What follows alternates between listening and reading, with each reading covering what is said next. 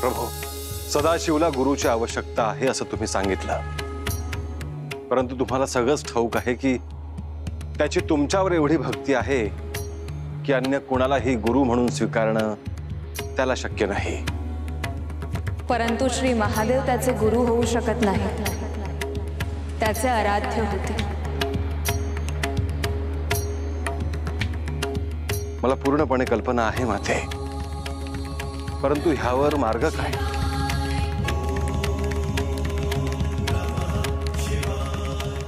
मच्छिंद्र, तुझ्यासाठी अतिशय सोपी गोष्ट आहे।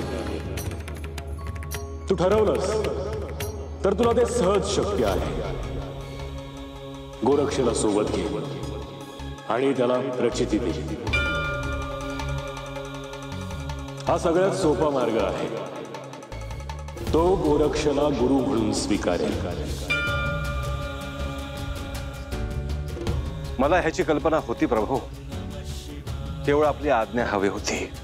भक्ती आहे सदाशिवची, परंतु त्याला गुरु आवश्यक आहे, कारण त्याने तिथेच थांबू नये। त्याच्यामध्ये जो भक्तिभाव आहे त्याच्या पुढे जाऊन त्याने ज्ञानार्जन करणं आवश्यक आहे। मच्छिंद्र, मला असं वाटतं की तुझे प्रयत्न करशील त्याची त्याला प्रचिती आहे। गुरु असण्याचे महत्त्व त्याला कळेल। शिष्य होण्यासाठी त्याला शरणागत व्हावं लागेल, हेही त्याला समजावून सांग। मी पूर्ण प्रयत्न करेन माते।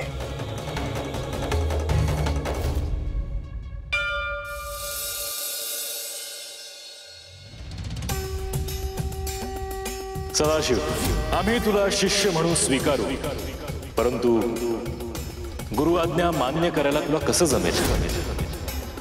सदाशिव, आधी तुला आम्ही शिवतत्व समजावून सांगू आणि त्यानंतर तुझा शिष्य म्हणून स्वीकार करायचा की नाही हा निर्णय घेऊ।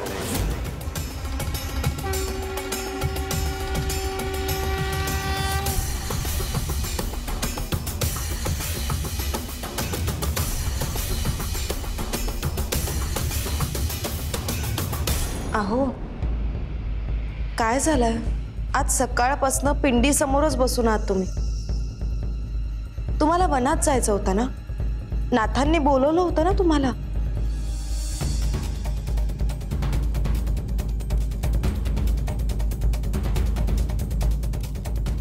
ललिता, मला तुला एक सांगायचंय। काय झालं? नाथांबद्दल मला अत्यंत आदर आहे। ते खूप थोर आहेत, साक्षात परमेश्वर। पण माझी श्रद्धा श्री महादेवांवर आहे।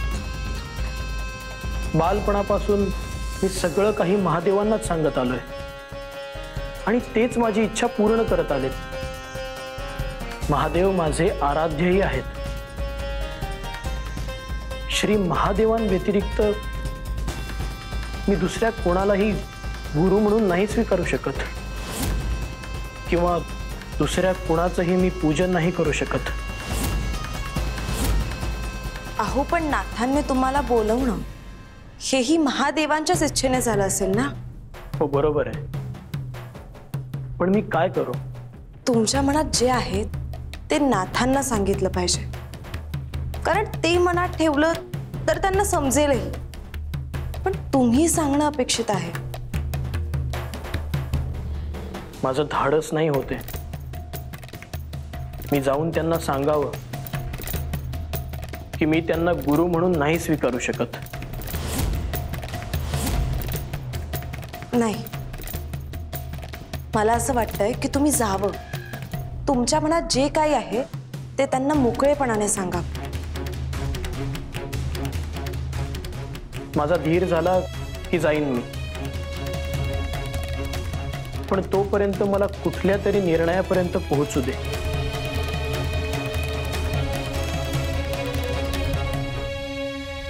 हे श्री महादेव, मी योग्य करतोय की अयोग्य करतोय मला नाही ठाऊक, पण आता तुम्हीच मार्ग दाखवा।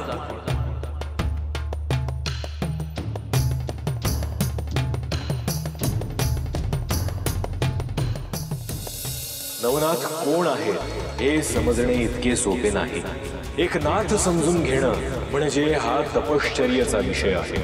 प्रथम नाथांच्या विषयी आदर प्रेमभाव वाटणं ही साधनेची सुरुवात आहे.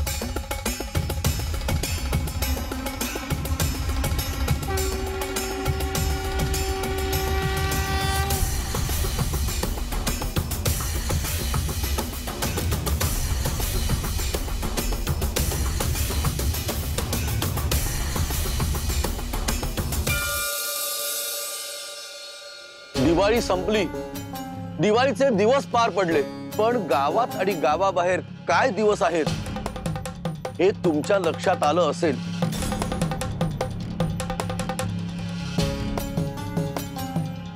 काय झालं अण्णा?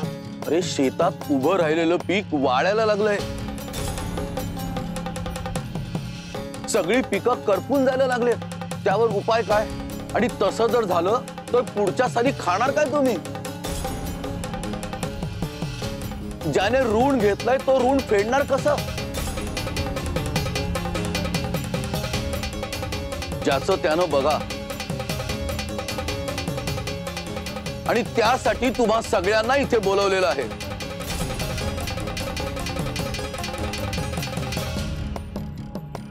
अण्णा, पर हे समजा कशामुळे होत असेल? अरे निसर्गाचा कोप, दुसरं काय? उद्या आमच्याकडे पैसे मागायला येऊ नका म्हणजे झालं.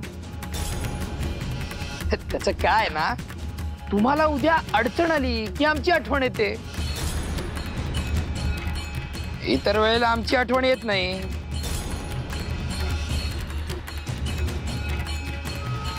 काय नाना, बरोबर ना? अय, आता ज्यानं त्यानं काय करायचं ते बघा. तसं नाहीये. आम्ही आहोत तुमच्या पाठीशी.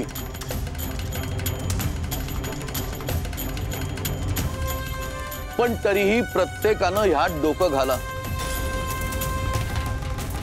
हे बघा, सगळ्यांनी आपापल्या रानात जाऊन बघितलं पाहिजे. अण्णा सांगतायत ते बरोबर आहे. देवाचा कोप होत असेल तर साकडं घातलं पाहिजे. आणि अजून काय करता येतं हे पाहून पीक वाचवलं पाहिजे. वय वय वय वय.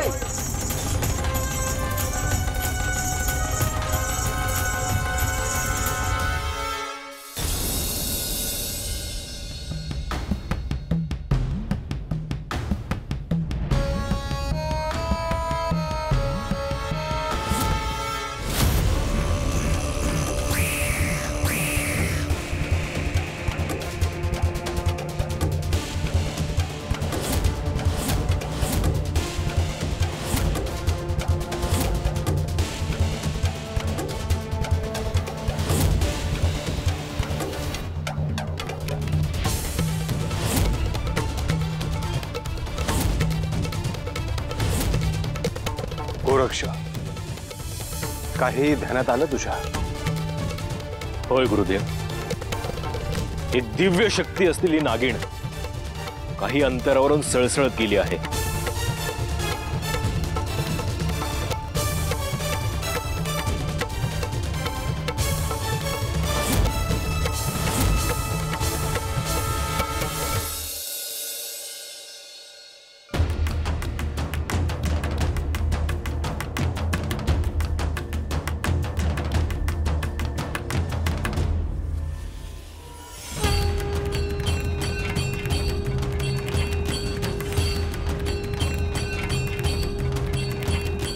अहो, काय झालं?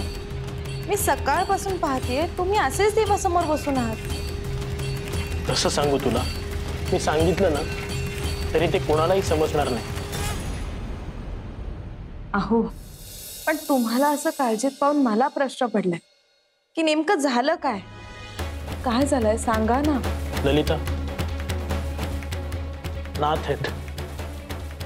त्यांनी मला अनुग्रह घेण्यासाठी बोलवलंय. अहो मग चांगलीच गोष्ट आहे ना, तुम्ही त्यांचे शिष्य व्हाल. कसा हो, मी श्री महादेवांव्यतिरिक्त इतर कोणालाही गुरु मानू शकत नाही.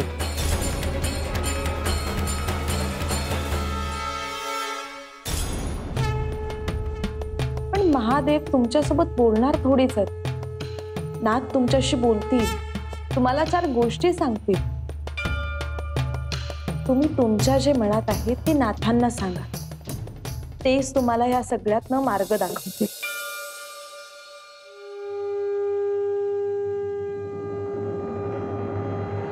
ललिता, तू तर एकदम सगळा गुंताच सोडून टाकलास. खरंय, हे मी नाथांना सांगितलंच पाहिजे.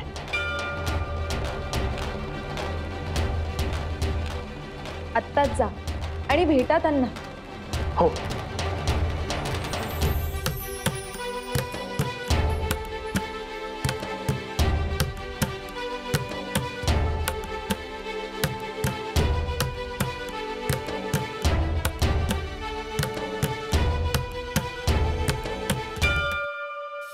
या वनामध्ये अनेक सूक्ष्म शक्ती आहेत गोरक्षा, त्यात ही नागिण. परंतु हिचा स्वभाव मात्र तामसी आहे.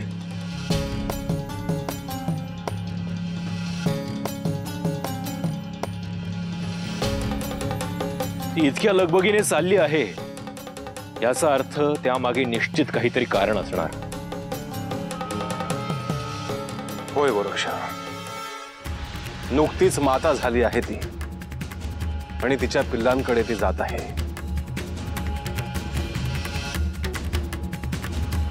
गुरुदेव, नागलोकातली ही नागिण आपल्या जवळून काही अंतरावरून गेली आहे.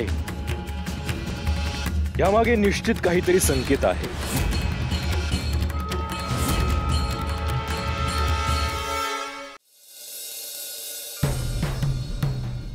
जावई बाबू, हो इतक्या लगबगीने कुठे निघालात?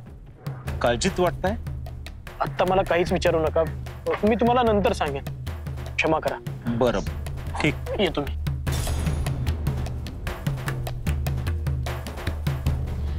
सदाशिव,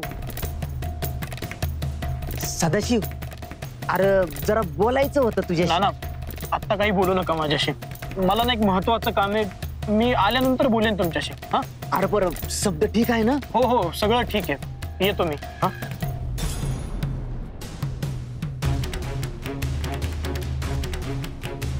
सदाशिव, अरे गावात एकाला नड होती, म्हणलं तुला सांगावं. ज्याला जे हवं ते मी देईन, फक्त तुम्ही मला आता थांबू नका. हवं तर मी आल्यावर तुम्हाला पुन्हा एकदा विचारेन. ठीक आहे? बर परत समजा घरी नीट आहे ना? हो हो, सगळं ठीक आहे. येतो मी. हा. शेतात अजून पीक उभे ते महत्वाचं आहे. सदाशिव, सदाशिव, अरे सदाशिव, काय झालं काय याला?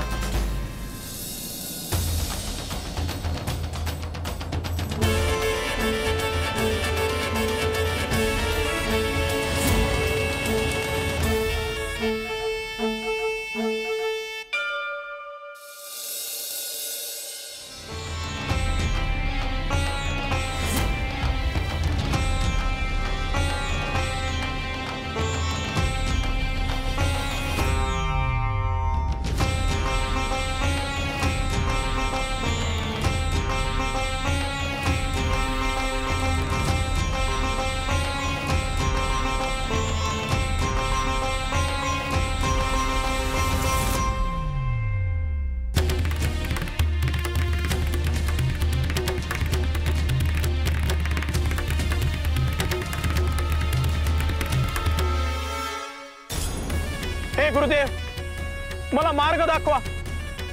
हे प्रभो, माझ्या मनात जो संभ्रम आहे तो दूर करा.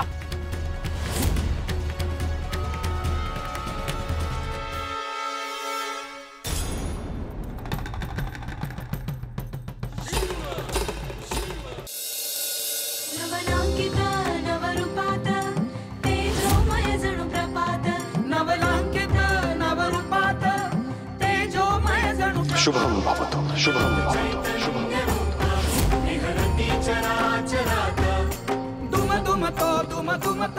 सदाशिव, प्रत्येक साधकाच्या आयुष्यामध्ये अशी वेळ येतेच. आज ती वेळ तुझ्या आयुष्यात आली आहे. सदाशिव, खूप भाग्यवान आहेस तू. तुला मार्ग दाखवण्यासाठी साक्षात श्री मच्छिंद्रनाथ इथे आहेत.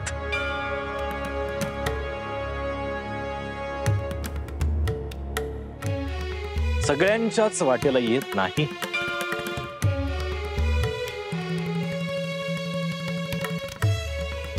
गुरुदेव, आपण माझे गुरु व्हावे यापेक्षा मोठे भाग्य नाही. परंतु माझ्या मनात श्री महादेव आहेत. तेच माझे सर्वस्व आहेत. मी काय करू?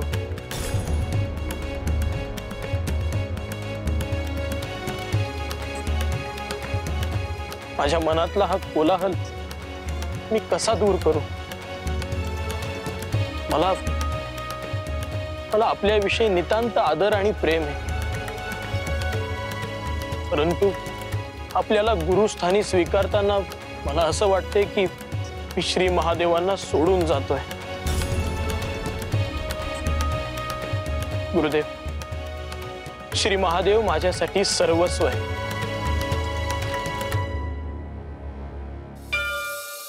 तू जे म्हणतो आहेस त्यात चूक काहीच नाही सदाशिव. तुझ्यासाठी जळी, स्थळी, काष्ठी, पाषाणी केवळ श्री महादेवच आहेत. या सृष्टीच्या प्रत्येक कणाकणामध्ये तुला शिवच दिसतात. परंतु आज मी तुला असा प्रत्यय देणार आहे की माझ्या गोरक्षला तू गुरु म्हणून स्वीकारशील.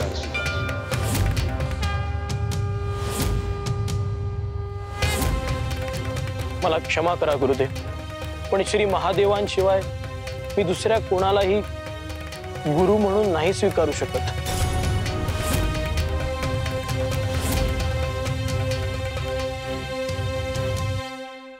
हवं तर आपली आज्ञा मोडल्याचे प्रायश्चित्त मी स्वतःला करून घेईन.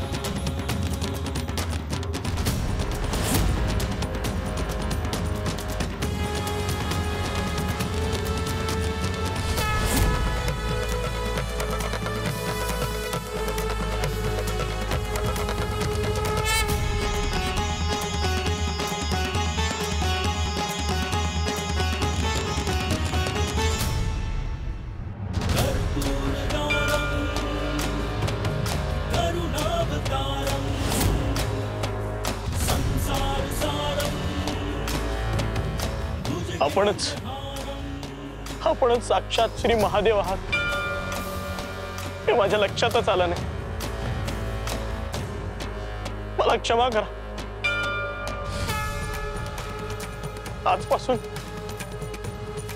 आजपासून आपण माझे गुरु व्हावे आणि मी आपला शिष्य. असा आशीर्वाद द्या मला.